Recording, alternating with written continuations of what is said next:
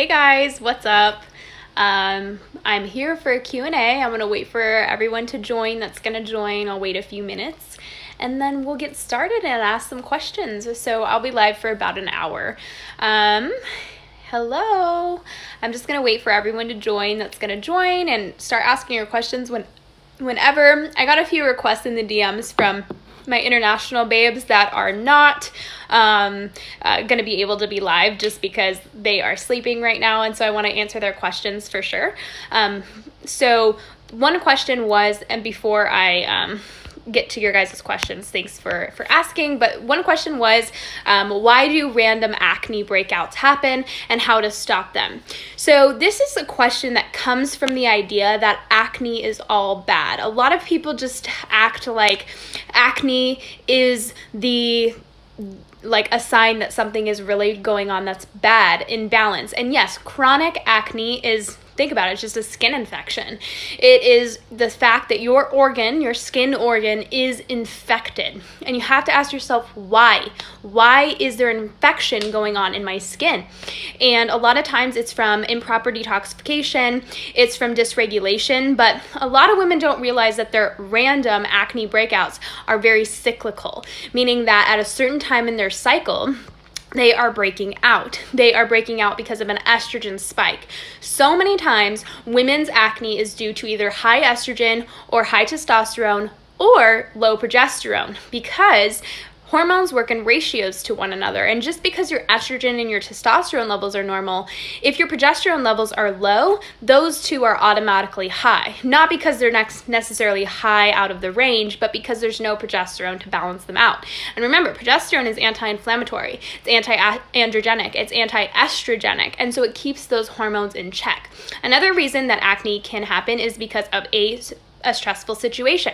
Cortisol can drive inflammation, or cortisol can drive usually prolactin, which prolactin can cause a high amount of immunodysfunction, meaning that the skin can be inflamed for sure. And then also liver detoxification can be impaired at certain times of your cycle if you're overproducing certain hormones, and so your liver's bogged down with hormones. It can't get through them efficiently enough. Remember, your liver is always detoxing, but how efficiently it's detoxifying is the question. So there's so many reasons for acne breakouts. The first thing I always ask when you have acne is, what type of acne is it? A lot of people are like, I have acne. And I'm like, where's your acne located on your face? Is it bumpy, oily, or is it dry and rough?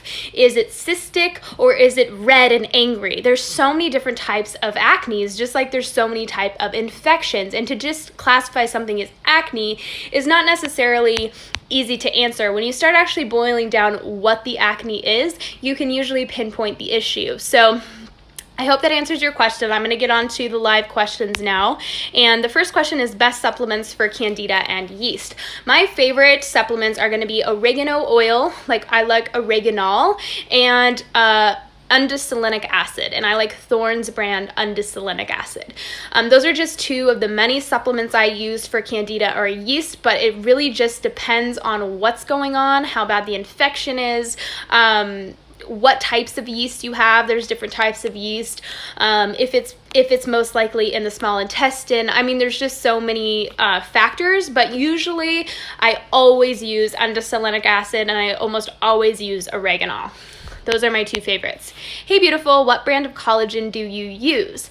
I use, lately I've actually been using a brand called Zint, but I'm not really sure if I really like it. I usually use Great Lakes Collagen, and I really trust that brand, and I really like their quality.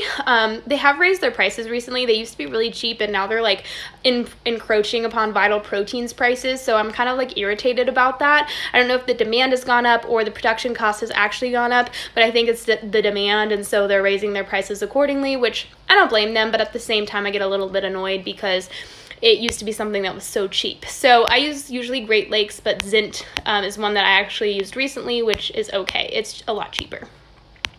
I feel like I eat fairly clean. What could be causing my face acne? There's so many I think that the term clean eating is so funny because people that say they're eating clean is it's very relative to the person. And so to me, I'm not really sure what that is. If you're eating lots of nuts and seeds, lots of gut irritating foods like raw vegetables and raw greens, it could just simply be gut irritation. It could also be liver detoxification. Are you eating enough protein? You need at least 100 grams of protein a day to detoxify properly. You need an abundance of B vitamins. If you're under stress, you're depleting your B vitamins quicker than you can intake them, especially if you're not eating easy to digest, easy to absorb sources. If you're eating lots of grains and beans and lentils and legumes and lots of soy, then it's not going to work out for you. Also, if you're getting a lot of your fats from plant fats, that's going to really stress the liver out. Remember, saturated fats are where it's at metabolically and skin-wise, hair-wise, nails-wise, and liver-wise and gut-wise. So, it could be a million things. Usually it's just improper breakdown in the gut. Your digestive enzymes are low, your hydrochloric acid is low, you have really bad dysbiosis, meaning there's bad bacteria or bad fungus overgrowing the good stuff, creating these things called endotoxins, and then your liver has to actually handle those endotoxins. But if your liver's already bogged down by hormones and not working properly, then those endotoxins are just going to go into general circulation and inflame the cells, the skin. So, eating clean is very relative to the person, and it's really important to know, are you eating clean just according to current society's standards? If that's the case, then it's probably a lot of stuff that your body can't recognize. So make sure you're not eating a lot of manufactured products like nut milks and nut cheeses, and not eating too much nuts. It's very easy to overdo nuts, and I always hate on nuts, and I don't hate nuts, you guys. I just always say, your ancestors would have never gone and gathered a bunch of nuts and seeds and then pressed them for their oil and been let's make almond flour and let's make nut butters.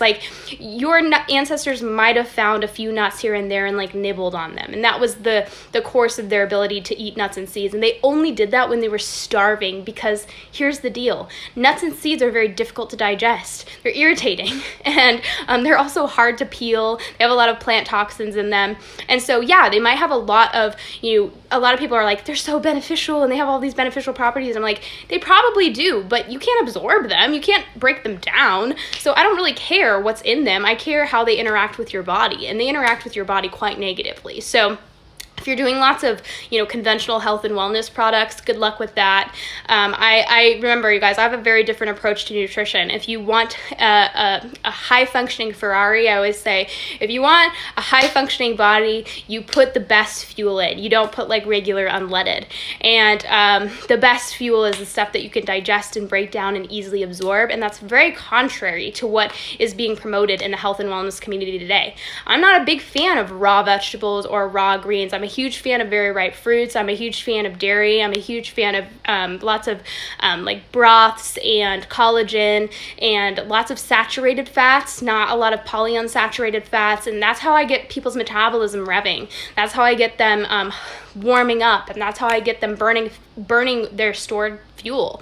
And that's how I also get their livers detoxifying like an efficient mofo for the first time in a long time. Because a lot of times people don't realize that your liver needs nutrients, an abundance of nutrients. And if your liver's not getting those nutrients, it's not going to detoxify very well. What kind of toothpaste do you use? Teeth whitener, you have great teeth. Thanks, girl. So a lot of people ask me this, and honestly, as my health improved, my teeth got whiter. I used Crest whitening strips when I first got my braces off 10 years ago, and and then I used food grade hydrogen peroxide to whiten them. And then once they got to the whiteness I liked, I just kind of keep it up with oil pulling. I use a natural toothpaste. I take really good care of my teeth, honestly, you guys. I always floss, I always oil pull, I'm always scraping my tongue, and I'm always brushing with a natural toothpaste. And every time I eat, I always rinse my mouth out with water, and I suck on cloves, because cloves are going to kill that bad bacteria that breaks down your enamel and really messes with the biofilms that are protecting your teeth. Do you have any experience, knowledge on using bovine colostrum powder? Yes, I use it pretty regularly to boost my girls' immune systems and to heal the lining of their gut. Remember that colostrum is very rich in monolaurin, and monolaurin is very antiviral and antibacterial, because colostrum is that first, humans, cows, the first, when their baby is first born, the first stuff that comes out of the breast milk or the udders is going to be colostrum. And remember that babies are born with leaky guts, you guys. Babies are born with with very, very leaky guts. And so nature's really amazing because colostrum goes in and really binds the cell walls together. It goes and kind of gets the gut lining really prepped and ready for the bacteria that's going to come in the breast milk. And so it's actually proliferating and getting the gut ready for this influx of bacteria. And when the baby has passed through the vaginal canal, it's gotten their skin bacteria and it's gotten that bacteria in their mouth, right? They've gotten that, the vaginal microbiome has provided them with their future immune system. And then the colostrum goes in and starts to gently build it up and then prepares it for the influx of bacteria that's going to come in through the breast milk. It's just, I love looking at how God has just created it to be perfectly in time with each other and watching how the gut takes care of itself, and breast milk really works with that, and vaginal birth really works with that. So I love colostrum. I think it's very potent. It's very gut healing, but remember that it has very antibacterial properties. And so, you need to use it in a proper way in a gut healing protocol. You don't just like take it and just like be like, yay. Usually some people do see benefits with it just by taking colostrum alone, but a lot of people have to do it in conjunction with some other work. And so it's like one of those things that's super beneficial, super potent, super helpful for you, very, very good for you. And you can always try it to see if it actually benefits you, but it can be quite expensive. That's why I'm bringing it up, that sometimes it's not enough on its own to do too much, but sometimes it's really, really good and does a lot just by taking that alone. What are your top 3 daily musts as far as skincare and nutrition? My top 3 for nutrition is going to be always eat enough. Women need to be eating at least 1,800 calories, you guys, upwards of 2,000 to 3,000, depending on their caloric intake. Most women are under eating, period, end of story. You're gonna have anxiety, you're gonna have skin issues, you're gonna have stress, you're not gonna be able to have emotional stability, you're not gonna feel grounded, you're not gonna have mental clarity, you're not gonna be confident. I mean, I could go on and on and on. It's gonna affect every cell in your body. So I always make sure I'm eating enough and I'm eating pretty frequently. Number 2 is I eat really nutrient-dense foods, and I eat foods that I crave. So a lot of people are like, I need to eat greens at every meal, or I need to eat this, and I really eat whatever I want. Some days I want to eat Greek yogurt at every meal with fruit, and I'm like, okay, I'm going to do that. So I really trust my body, and I've really gotten to this place where I trust my body to lead me in the right direction. If I'm craving salty, crunchy foods, I give my body salty, crunchy foods. If I'm craving sugar, I give my body sugar. I don't say, here's some stevia. That's very not body honoring, not acknowledging the body's wisdom. I always make sure I'm eating what I crave. And then I guess the third thing for nutrition is I make sure to eat I hate the term clean eating. I make sure to eat as close to nature intended as possible. I try to eat as much like my great-great-grandmother would have eaten, and I try to stay away from as many manufactured products as possible. Of course, I use modern conveniences, and there are certain packaged foods that I consume, but I always check ingredients. If there is an ingredient that I do not recognize or is going to irritate my gut, I stay the heck away from it. I don't care if it says organic, all natural, gluten-free. I don't give a rip. It must be something that my body can recognize, or my body will not know what to do with it, and it will be very irritating. That means that I eat very simply. I don't use a ton of spices and sauces and this and that and this and that. I eat pretty much very similarly every single day, but it's a diet that I enjoy. It's something that satisfies me fully, and I don't feel like I crave junk food because I'm so satisfied with all these natural, delicious, heavy cream and butter and fruit and broths and sourdough, and I'm just eating things that I truly love and I could eat forever. And that's what I make sure I'm doing with nutrition. And then for skincare, you guys, I'm gonna not lie to you, I am so lazy. My friend Sarah at Healthy Skin Glows would just be like, Jessica, I'm gonna wring your little neck. But I am very lazy. I keep my ingredients to a very minimal, and I never, ever put polyunsaturated fats on my face ever, because they interact with the sun and they can cause oxidation, meaning that they're going to cause liver spots, sunspots, aging, photo aging, that kind of thing. So I always use saturated fats on my skin. Jojoba, cocoa butter, cacao butter, whatever, shea butter, and coconut oil. And do not use polyunsaturated oils or fats on my face ever to sit on my skin. I oil cleanse. I never cleanse my face ever. Never wash your face, you guys. Never wash your face. I actually have a blog post on my blog about why you shouldn't wash your face, and it's written by my friend Sarah, who's a molecular biologist and specializes in acne-prone skin. She's really amazing. Her course is so amazing. She teaches you how to like come up with your natural skincare routine. But yeah, I keep things so simple. Honestly, this is my skincare routine. When I wake up in the morning, I splash my face with some cold water, and then I use some rose water toner. And then if I need some moisture, I'll put a little bit of some jojoba oil or some kind of just very light skin oil, and then I'll put my makeup over. At night, I oil cleanse my face, so I just literally rub coconut oil all over my face. And coconut oil doesn't work for everyone, you guys. So I don't want you to think that I have I used to have very finicky skin. I don't have finicky skin anymore. I could pretty much use like tar on my face and it would probably be fine. So I just use coconut oil, and then I take a warm wet washcloth and wipe my makeup away. And then I do it one more time, and that's oil cleansing. And then I moisturize with shea butter, and that's it. That's it. I don't use a lot of ingredients, and then like maybe once a week I'll do a raw honey mask. And remember, the least amount of ingredients in your skincare regimen, the better, and nothing harsh to strip the skin barrier or to strip the skin. I highly recommend checking out if you're interested in acne-prone skincare. My friend Sarah at Healthy Skin Glows is like, she's a wizard, like a wizard. She's written 2 blog posts for me on my blog, and I'm gonna have her write another one. But she's just like my favorite person. She's such a sweet person, but she's also so talented at skincare. She knows the ins and outs, and she's a molecular biologist. She understands the science behind it. Over the last 6 months, I've gotten tonsillitis twice, and I've gotten crazy emotional, like bad. I feel like I've lost my mind, and I feel very fatigued all the time. Could this be diet related at all? Have you changed your diet in the last 6 months? Have you taken a course of antibiotics? Have you gone off an SSRI, gone on an SSRI, an antidepressant? Have you gone on birth control or off birth control, or are you on birth control?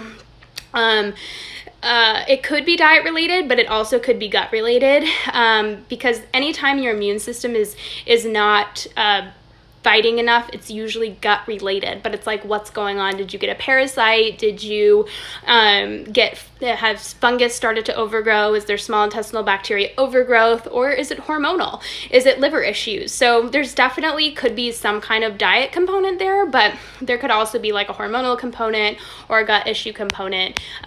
So you want to kind of like go back to 6 months ago, like what happened. But remember, you guys, it usually takes 3 months for a stressor to kick in.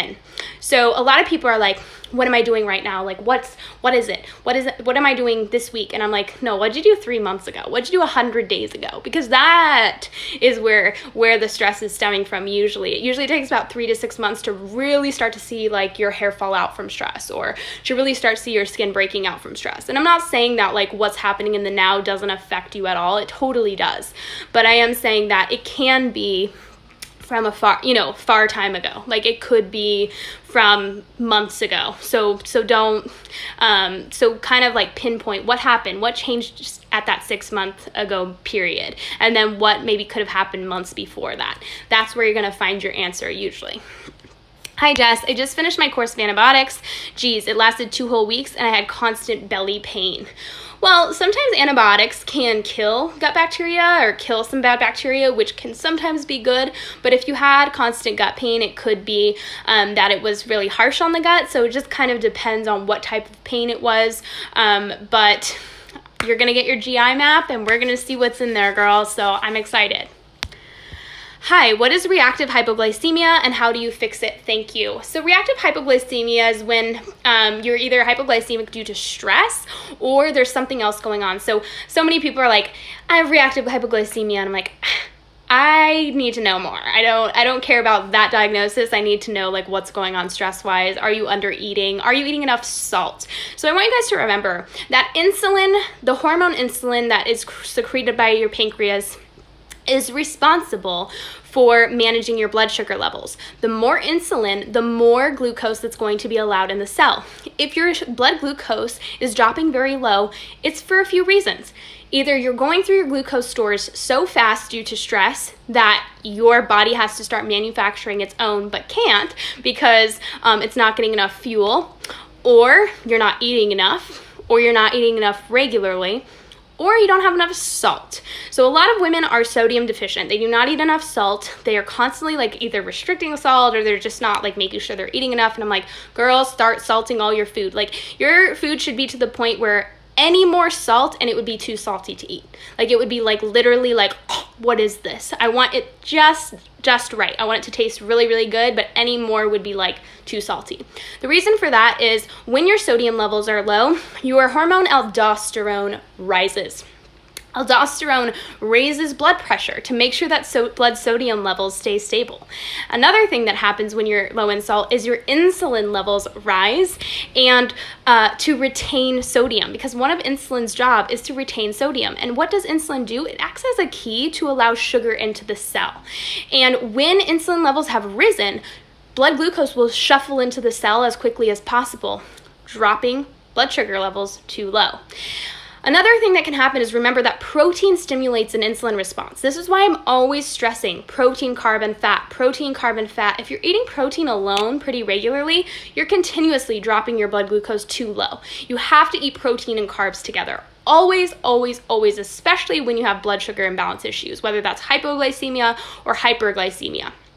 Because protein's job is to drop your blood glucose, whereas carbs' job is to raise your blood glucose. So you always want to make sure you're eating them in conjunction so that your blood glucose levels are staying stable. And then that shows you that you're probably under stress, that your body's not managing stress well, can't really get enough fuel. So are you eating every hour or 2 hours? You're probably going to have to do that for a while to lower stress on the body to keep it from having to manufacture its own fuel. Because remember, eventually when blood glucose drops too low, cortisol and adrenaline will rise, and that will break down certain tissues, specifically your muscle tissue, get sent to the liver to be turned into glucose to raise glucose levels. But if your adrenals are kind of, I don't want to say burned out, because adrenal fatigue doesn't really exist. It's more of HPA axis dysfunction, where your brain and your adrenals are like, we've been reacting to stress too long, it's time to kind of relax here. And so that can lead to blood sugar levels remaining really, really low. And so all in all, I really recommend eating protein, carb, and fat, small meals and snacks throughout the day very consistently, making sure that you're eating within an hour of waking up. You're not doing coffee on an empty stomach. It's happening after a meal, or really if you're having blood sugar issues, it's probably best to cut coffee for a while. And then eating a bedtime snack right before you go to bed. You really want to go the least amount of time without eating as possible until you can get your blood sugar levels balanced. It usually takes about 6 to 8 weeks to start to see reactive hypoglycemia go away. I even skipped ovulation and my periods. I'm sorry, girl. Sometimes it's necessary. I hope your infection went away. PCOS and struggling with edema. What can I do? Like I said, salt, salt, salt, salt, salt. Also potassium. If you're low in potassium, you will definitely bloat, especially around your period. But remember, you guys, progesterone, progesterone, progesterone. Progesterone is a diuretic. And if most women with PCOS are not ovulating regularly, remember PCOS is not an ovary problem, it is an ovulation problem. There are metabolic stressors preventing you from dropping an egg because your body does not think it's safe for pregnancy at this moment in time. So your goal as a woman with PCOS is one thing: remove stressors that are keeping you from ovulating so that you can start ovulating, make progesterone to keep estrogen and testosterone at bay. That is your one goal as a woman with PCOS. One goal. What are your stressors? Inflammation stemming from the gut, too much estrogen in relationship to progesterone, but just too much estrogen in general, improper liver detoxification, high amounts of cortisol, whether that's coming from external stress, like your relationship or the job that you hate, or internal stress. You have infections, there's candida, there's fungus, there's things stemming from the gut, all that type of stuff, and then chemical exposure.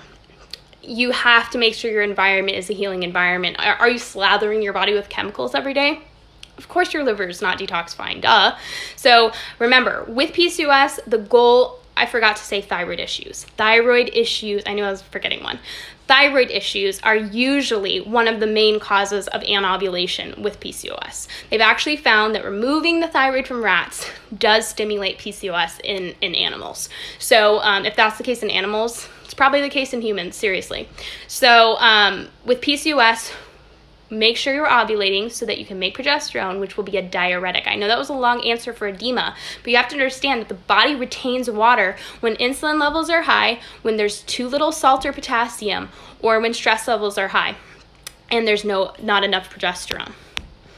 Today is day 3 of being on progesterone cream, and I feel like I have the flu, also feeling dizzy and urinating frequently. Could it be related to the cream or just a cold? Are you taking a very conservative amount, or did you take the full dose? Those are things to ask you.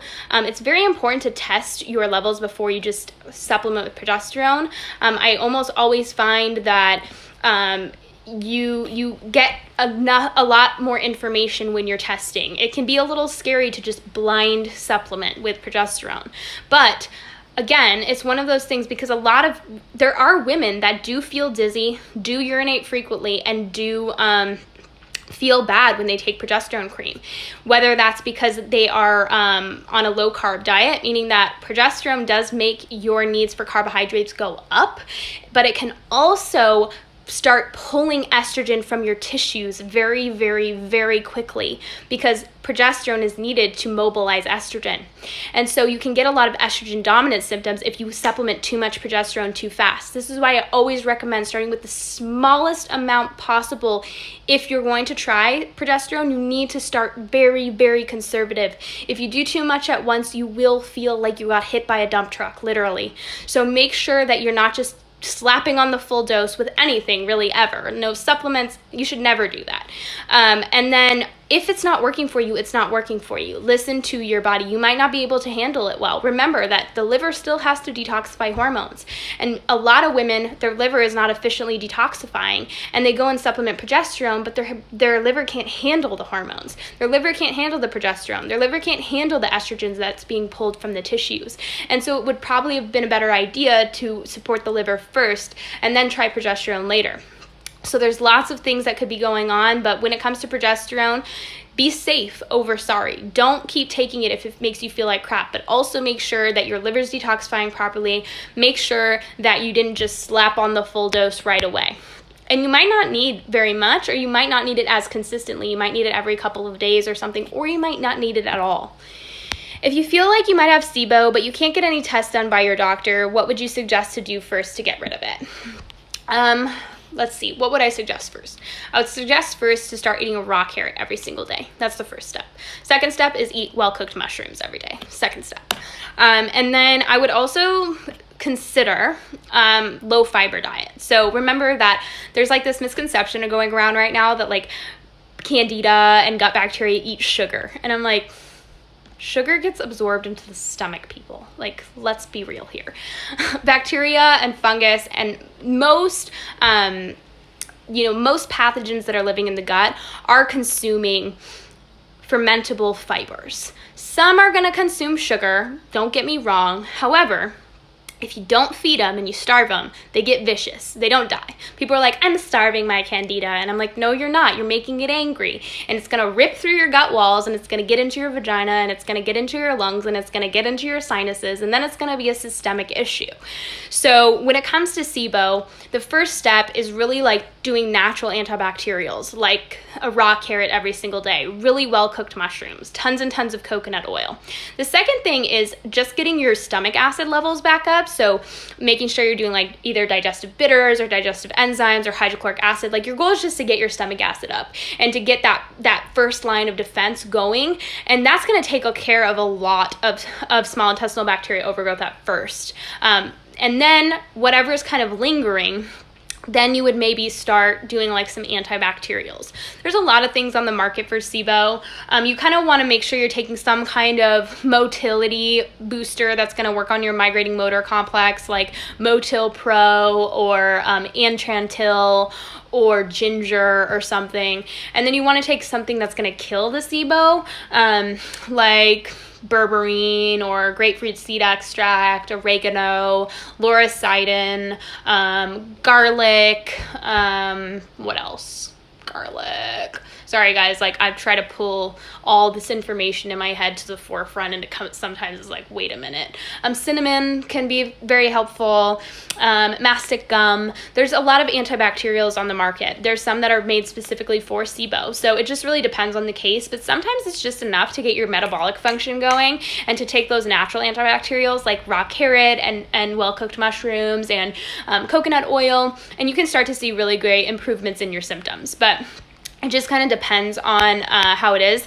I find that, remember, like, if you can't get a SIBO test or you can't get a certain test run by your doctor, don't fret too much. Remember that testing is only a tool and it's not the whole story. And a test only tells you if you have something or if you don't have something. And so, yes, it is helpful, especially when it tells us what type you have. But then on the flip side, you don't need it to know there's something going on. And so some people are like, I can't get a test, so I don't know what to do. And I'm like, a SIBO test is just going to tell you if you have it or you don't. And if you already are getting intense bloating after meals, you feel like you can never get your bloat down, you have really bad skin problems, digestion problems, undigested food in your stool, then it's probably best to go forward with it anyways to clear out the small intestine of any bacteria or fungus that is there. And then what's the worst that can happen? It doesn't help, and you're back to square one figuring out what the issue is. So I would start with getting your stomach acid production and your digestive enzymes up, getting your metabolism working more frequently. So eating pretty frequently and consistently, making sure you're eating enough. Sometimes that's just enough to get SIBO gone, because the body's really good at keeping the small intestine sterile if it has what it needs to do that. And then carrots, well-cooked mushrooms, coconut oil, that kind of thing. How to eat high carb without eating grains. Grains of any kind flare me up straight away as soon as I eat them. I don't really eat very many grains at all. The only grain that I really eat pretty regularly is like white rice, oats, or sourdough bread. And that's very infrequently, like maybe once or twice a week, if that. I get most of my carbs from fruit juices, and dairy products, and starchy root vegetables. That's where I get almost all my carbohydrates. Oh, honey too. Honey and maple syrup are like my friends too. I would love to hear your best tips for recovering from adrenal fatigue. So first of all, you guys, adrenal fatigue does not exist. Period. Done. End of story. If someone told you have adrenal fatigue, they don't know what they're talking about, because your adrenals do not fatigue. Adrenal fatigue is not adrenal fatigue. It is HPA axis dysfunction, meaning that the hypothalamus and the pituitary in your brain that respond to the stress in your environment are either telling your adrenals to pump out stress hormones or to not. And make sure that you get your cortisol levels tested, because are they high or are they low? If they're low, your adrenals have been pumping out cortisol probably for years. 5, 10, sometimes a long time before they go low, because you have to understand that when stress first occurs, your cortisol and adrenaline production goes up, and it's pretty high. But eventually, the body does not want to expend that much energy pumping out stress hormones. It has better fish to fry. And so you'll start to see your levels start to slowly, gradually go down. This is why sometimes when people get their adrenals tested or their cortisol tested, and it's in the normal range, but they don't feel normal, that's why. Because it's on its way trending low. And if you tested it in a few months later, it would probably be low. So you first need to know where your cortisol is at. If your cortisol is low continuously throughout the day, your adrenals are trashed, your body is incredibly stressed out for some reason. Now you have to ask yourself why. Is it gut issues? Is it a thyroid issue? Because those are usually the two main reasons why your adrenals are fatigued. Your adrenals don't just fatigue. They're not like, oh, I'm done, I don't pump out cortisol anymore. Your body does that for a reason. And sometimes it's because you don't have enough fuel to create all the hormones that you need. And so when it comes to adrenal fatigue or HPA axis dysfunction, it's such a bigger issue. The adrenals always compensate for other hormonal symptoms Or remember that cortisol plays a role in it is anti-inflammatory in nature. So when the body's under a lot of stress, or you're getting a lot of inflammation from the gut, the body will pump out cortisol to actually suppress inflammation and make you feel okay, even though the body's not okay. This is why women go through a period of time where they're like, go, go, go, go get her. Like, I feel great. I feel amazing. This happens when you fast. This happens with keto. You're like, oh my gosh, I feel incredible. Like, I feel amazing. And you might go through like 10-year period like that. And then all of a sudden it's like everything just crashes and burns. Why is that? Because your body was running on stress hormones for a year, 5 years, 10 years. And eventually it can't do that. That's not a way to live. It's eating your tissues alive. You're literally eating yourself from the inside out. So the first step when it comes to healing stress on the body is eating super frequently. Some people with adrenal issues or low cortisol, I have to have them eat every hour on the dot. They literally have to wake up in the middle of the night and eat. That like eating becomes their full-time job because their body needs to understand that stress is no longer an issue, that it's safe and it's going to be okay. And you need to make sure you're not under eating carbs. Oh my gosh, 150 carbs minimum, and so much salt. So way too many carbs, like more carbs than you think you need. Eating very, very frequently, making sure you're eating right before you go to bed, maybe even having to wake up midnight and eat something, and then eating within an hour of waking.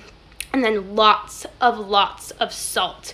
And usually that's enough, but sometimes people aren't sleeping well, there's too much Wi-Fi in their vicinity or too many EMFs. They are exposed to too many chemicals, whether it's from mold or they are like slathering their body with chemicals just from hygiene products. They're using chemical-rich cleaning products. So there is like a lot of factors that can really stress out the body. But usually the main thing with women is that they're over-exercising and under-eating, and they need to eat more frequently, eat more carbohydrates, and eat a ton of salt. Very bloated and gassy postpartum, eating whole foods and keeping a food diary but not sure what's going on, any insight? Your gut bacteria really does change while you're pregnant, and it can change after pregnancy too. Remember that your hormones, your sex hormones, really do regulate the way that your body, your bile flows, and the way how fast things move through the gut. Also, really, sometimes women go into pregnancy with an undiagnosed or unnoticed subclinical thyroid issue, and they come out of pregnancy with a full-blown thyroid issue.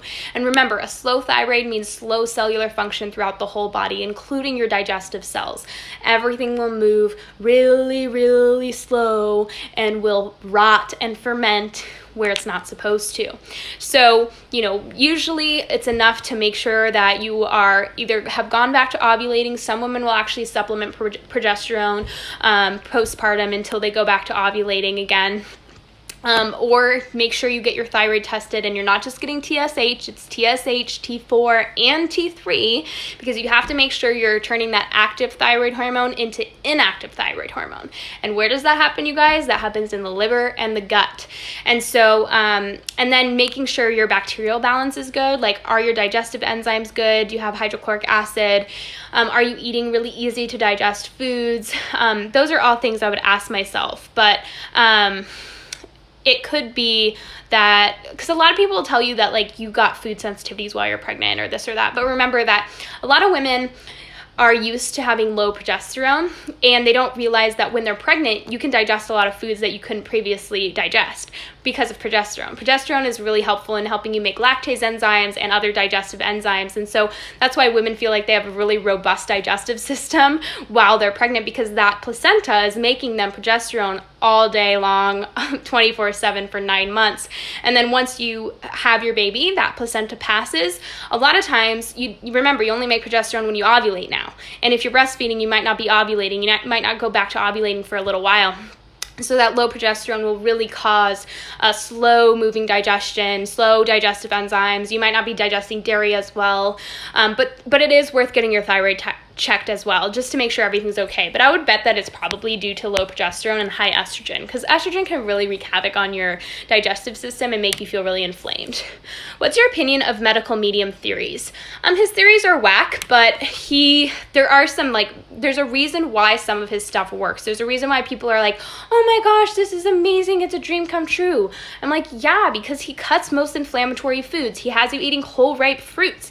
There's certain things that are metabolically helpful about his diet. The only thing that I think is the absolute worst, and I've seen too many women struggle because of it, they are not eating enough protein. They're not eating enough bioavailable sources of protein. You cannot digest and absorb protein from plants very well. Period. End of story. You might, like a lot of people are like, I feel fine, like I feel great. And I'm like, it takes about 2 years for you to completely deplete your amino acid stores. But once you do, watch your skin just sag and watch you just start to age very quickly. Because remember, amino acids are the building blocks of the body. And a detoxification diet is very different than a healing diet. And if you want to heal, you need building blocks, and you also need the minerals and the vitamins. He has a lot of the minerals and vitamins and cuts a lot of the inflammatory foods, hard to digest foods like nuts and seeds and plant oils and things like that. But on the flip side, I really like saturated fats and bioavailable animal proteins because it even adds more benefit.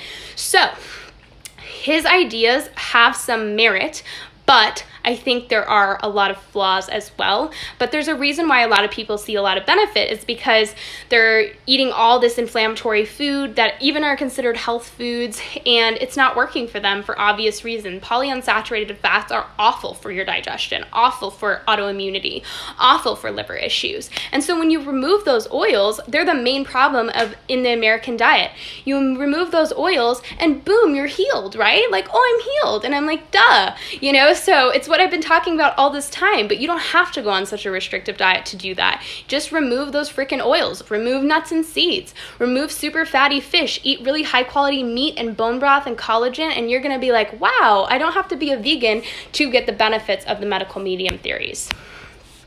Does healing your metabolism necessarily equal weight loss? Not always, you guys. Remember that metabolic healing means, remember that weight loss can be done. I try to put this in a way that doesn't scare women away, but weight loss should be done correctly, and correct weight loss is slow and gradual. If you truly want your weight loss to not yo-yo anymore, and you want your body to slowly and gradually find a lower and lower set weight, you want to over time see your body get leaner and leaner and leaner and leaner and leaner, then you have to do it the right way if you want to sustain that leanness for the long haul. If you want to lose weight quickly and you want to see the scale numbers drop quick, go starve yourself. Go over there to that diet over there and go starve the heck out of yourself. You'll see 30 pounds lost. You might feel really good about yourself, and then you're going to go back to eating normal and you're going to blow up like a balloon again because you're not healing the issue. And so, yes, healing your metabolism does equal weight loss. It might not equal the weight loss that you have in your mind because remember, like I said, a metabolically stable body finds its set weight point, and it takes time to lower that set weight point. So let's say you're starting at 180. It might take you a couple months to get to 170, but you're going to stay there easily, and you're going to be eating 2,000 to 2,500 calories, no problem. And then you're going to get down, because when it comes to metabolic healing, your goal is to make your metabolism work so efficiently that it has to it's burning all the fuel that you consume, but it's also tapping into your fat cells and pulling glucose and pulling free fatty acids from those fat cells to burn them. And so when it comes to metabolic healing, you're actually increasing the amount of energy your body can burn. You're not restricting energy to force your fat cells to be burned. Does that make sense? So instead of forcing your body under duress to pull from the fat cells, you're actually increasing your body's ability to burn more energy, so you have a better capacity for eating enough, and then you also can burn through your fat quite quickly, and it's proper fat burning. Remember that when we force the body to open fat cells up under duress and quickly, there's a lot of toxins stored in the fat cells, because remember, the fat cells are a really safe place to store crappy stuff that the liver can't get through quick enough. And so when we force the body to open up fat cells quickly, there's there's so many toxins released into the system, you end up seeing a lot of issues, hair loss, acne, you see weird things going on with the gut because there's so many toxins, so many hormones, so many sometimes heavy metals being released that the body can't even handle them. And so with metabolic efficiency, you're focusing on liver detoxification and thyroid hormones so the body can actually open fat cells as it pleases, and it will detoxify everything efficiently and get it out of your body for good. I hope that makes sense. I know it's not the answer that you guys always want to hear, but healing your metabolism is a long-term fix, meaning that once it's healed and you're consuming regularly and you're keeping up with your metabolic function, you won't have to worry about it ever again. Whereas when you're doing diets, you're going to go on a diet and then you're going to revert. You're going to go on a diet, lose some weight, revert. It's just going to be constant throughout your whole life. And metabolic healing does equal weight loss, even though it might be slow. I have a severe dairy allergy, so I've been drinking almond milk. What's a better option for smoothies, coffees, etc.? For non-dairy, so dairy allergies don't exist, you guys. You cannot tolerate dairy because you have an issue. It's either low T3, progesterone, or small intestinal bacteria overgrowth. Dairy allergies very rarely exist unless you have Asian descent or like Alaskan descent or Native American descent. Most European descented people, African descented people, some areas of Asia like Russia, they have the ability to tolerate dairy, but if you do not have the hormonal function or your microvilli in your small intestine are so worn down that they cannot tolerate dairy anymore, it's a problem. It's not a dairy problem, it's a body problem. But in the meantime, I don't recommend like eating things that make you feel bad. The only thing that, in my opinion, is okay to drink besides dairy is coconut milk. Anything coconut products. Grain-based milks are out, seed-based milks are out, nut-based milks are out. They're so inflammatory. And they're very rich in anti-nutrients, meaning that they're binding to all your nutrients. Or you can use water, coconut water, fruit juices, fruits. So like when you're doing smoothies, I just recommend like coconut water, or some fresh squeezed fruit juice, or some coconut milk. And then if it's like comes to coffee, I recommend usually if you can't tolerate heavy cream, which most women can, but if you can't tolerate it, that's okay, then I would use coconut milk. Or raw, remember like raw cream and raw milk can sometimes be tolerated okay. Because cream and butter are the same things, you guys. Like a lot of people are like, I only put butter in my coffee, and I'm like, but like cream and butter are the same thing. High DHEA, testosterone in the higher end of normal, low cortisol, about 1 month into healing journey, and noticing androgenic symptoms. Yeah, high DHEA will do it to you because remember, DHEA can be turned into either estrogen or testosterone, and it's really important to make sure the liver and the gut are working properly because remember that estrogen can be converted into testosterone and vice versa in both the liver and the gut. So high androgenic symptoms are usually due to lots of inflammation. And so a lot of people don't realize that sometimes when you're into your healing journey, things can get worse before they get better. Why is that? Because cortisol was running the show for a very long time. And when you start to actually take care of your body, your stress hormones actually go down. Remember that stress hormones can make you feel artificially good. They can make you feel really energized. They can make you feel like a go-getter. They can make you feel like, but it's slightly overstimulation. Like you almost feel like, wow, like I'm on top of the world, guys. Like, whoa. It's not like a steady, grounded energy. There's a difference. And so a lot of people, when they start their healing journey, the cortisol and the adrenaline drops. And so they start to see like joint pain, low energy, digestive issues. They actually start to see themselves get a little bit worse. But sometimes that can be a good sign. I'm not saying always, but sometimes it can be that you are lowering your stress hormones, or like you said, could this be the detoxing of estrogen from tissue and testosterone not catching up, or am I on the wrong track? It absolutely can be estrogen detoxifying from the tissues, but it can also be that your liver there's too much burden on your liver. So really wanting to focus on liver support. Or making sure that you're ovulating too. Are you ovulating? Because are you making enough progesterone? Remember, progesterone is going to totally cancel out those estrogen effects, and it's also anti-androgenic. So it could be quite a few things, but I think you're on the right track. It's kind of like a detoxification. You really want to place emphasis on the liver. Make sure you're eating a raw carrot every single day, you guys. Like that's one thing that I'm always like, eat a raw carrot every day. Like you don't understand how powerful it is. So many women come to me and they're like, Jessica, like when I miss my raw carrot, I feel like a different person. And I'm like, I swear, like it works. And then like sauteed mushrooms also really work to bind to toxins. And then, like I said, splashes of chlorophyll in your water, making sure you're really working on that liver, making sure you have enough B vitamins, and caffeine can also help with liver detoxification. Just make sure you're eating it or drinking it after a meal. Do you think that the liver gallbladder flush is effective for who and when? Concerned about doing it while being depleted, but also think it might help. Thanks for all your help. Yeah, so I use it very like infrequently with clients because I like sometimes worry. It is quite intense. So what I actually recommend is it's best to actually work your liver and gallbladder up to a liver gallbladder flush, then take it right away. So you first want to see if you would be able to tolerate the liver gallbladder flush, because remember, you're going to be drinking 4 ounces of olive oil, 4 ounces of grapefruit juice, and a bunch of Epsom salts. And if you've ever tasted Epsom salt, like me and my assistant, we always joke, we're like, literally nothing is worse than the taste of Epsom salts. Like Epsom salts are literally the worst thing. And so you have to make sure that all those things are tolerated. So what I actually recommend is for a month leading up to doing a liver gallbladder flush, you're actually going to drink fresh beet and apple juice in the morning. Apples have malic acid, which break down gallstones and make them more pliable, and then beets help with bile flow. So start the day with a fresh beet apple juice, and then you're also gonna do a gallbladder massage every single day and a castor oil pack a couple times a week. And then at night, you're gonna drink 2 tablespoons of olive oil with 2 tablespoons of lemon juice. And you're gonna see if that's tolerated well, because that's a smaller scale of what that big liver gallbladder flush is gonna be. And if you can't tolerate the 2 tablespoons of olive oil and the 2 tablespoons of lemon juice, then you have no business doing the liver gallbladder flush. So it's really good to prepare your body for about a month or so to get bile flow going and to get things going, or the liver gallbladder flush can actually be very harsh. Like it's very hard on the body. And then the liver gallbladder flush should only be done once every 6 weeks. So some people make the mistake of doing it like every week or something, and I'm like, it should only be done every like 6 weeks or so. But yeah, it can be done at your own discretion. Like I always say, use your intuition and your gut.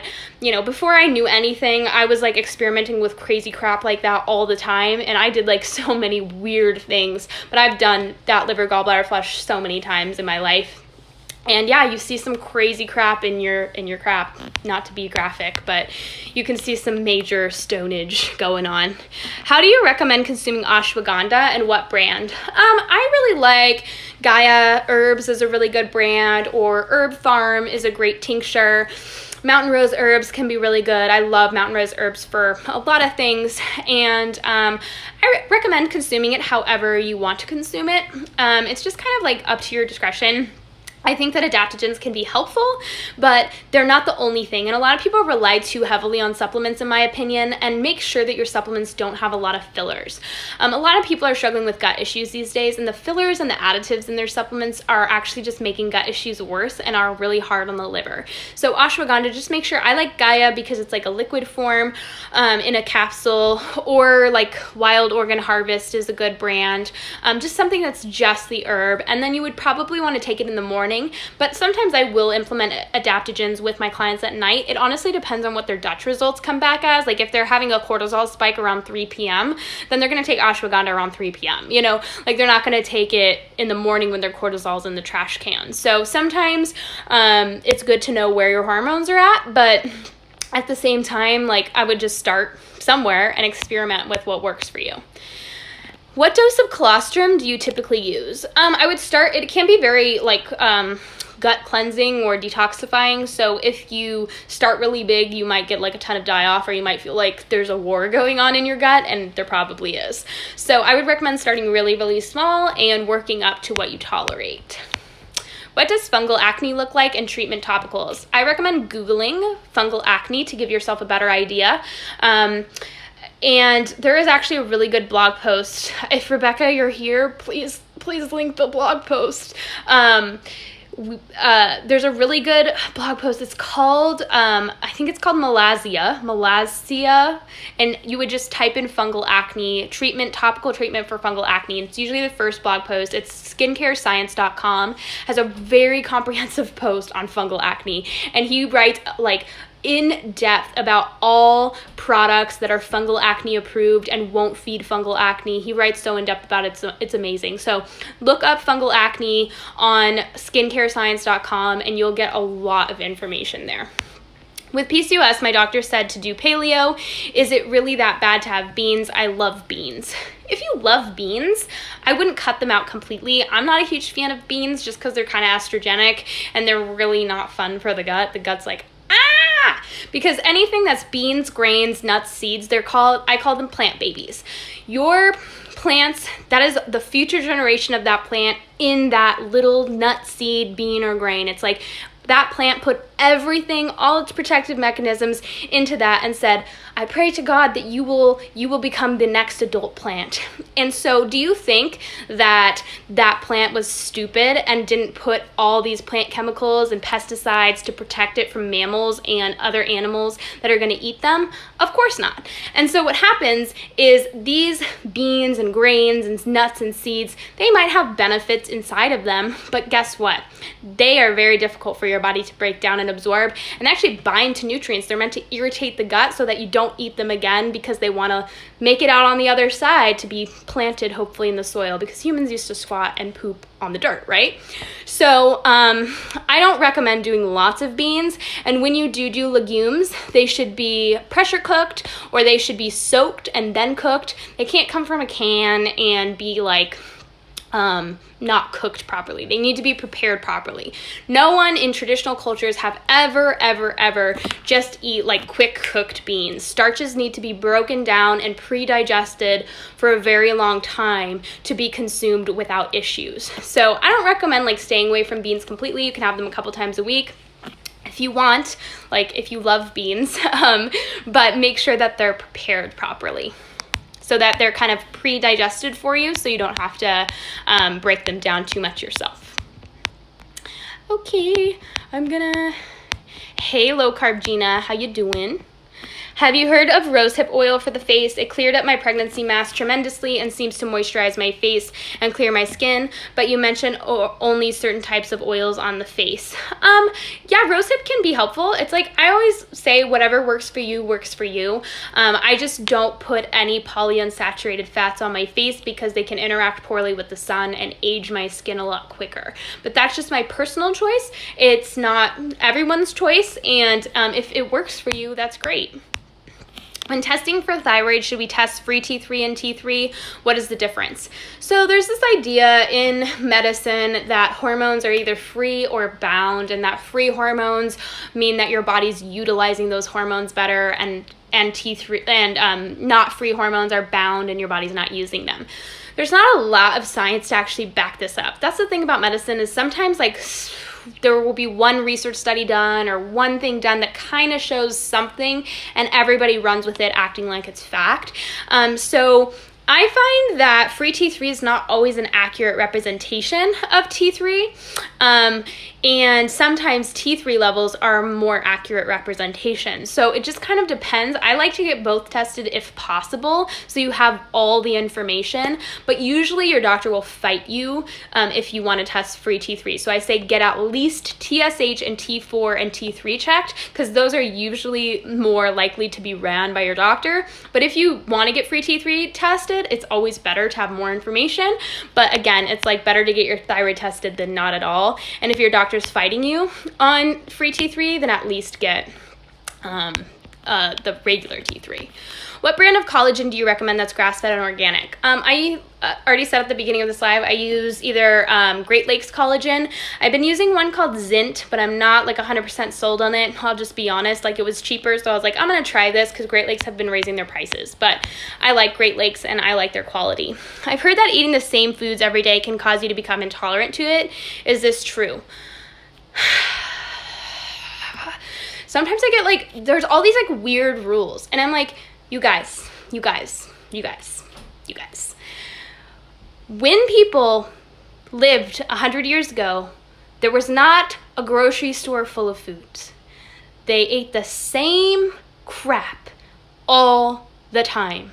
They milked their cow for dairy. They got butter from their friend down the street. They got tallow from when they slaughtered their cattle, and they ate whatever they grew and whatever they raised. That's it. That's all. And so for someone to say that you are going to get food intolerances from eating the same things every day, they don't understand biology. That's my answer for you. If you're getting intolerant to foods you eat every day, you have a thyroid issue. I work out and I am about an hour after I wake up and don't like to eat because I feel full. Can I eat right after? No, I do not recommend. If you have hormonal imbalances, I would not recommend working out on an empty stomach. Have a liquid meal before. I've been without a period for 17 months. 3 months ago, I started getting really bad gut issues, gas, pain, bloat. Can my hormones cause my gut problems? Currently going through tests. Yeah, it's one of those things that's a vicious cycle. Hormones can cause gut issues, and gut issues can cause hormone issues, and it's usually this like vicious cycle. But if you've been on a low carb diet, you got to check your thyroid. You got to check your T3 levels. You got to make sure your T4 is being converted into T3. Remember that the liver needs glucose to do that, and if it doesn't have any glucose or enough protein to do that, it's not going to do that. And everything in your body is going to be slow, including your gut issue, your gut cells. And so everything's going to move through really slow, ferment, bloat. You're going to get small intestinal bacteria overgrowth. That's why almost everyone on a low carb diet or keto diet comes to me with severe gut issues about a year and a half later. Keto versus Candida diet, how to support thyroid hormones, mood on low carb sugar diet for Candida. Low sugar diets are not good for Candida, like I talked about. If you starve Candida, it becomes so vicious and it becomes systemic. You have to keep it localized in the gut while you kill it. If you starve it from sugar, it will get into the vagina, the sinuses, the lungs. It will become a systemic issue. All right, you guys, that's my hour. Remember, I always go live on Fridays at 9 a.m. and I think I'm going to go live tomorrow because I've been deprived of you guys. I love going live and I love hanging out with you. So if I didn't get to your question, I will go live tomorrow. I'll probably announce what time in the morning, but I love you and thank you for spending your evening with me.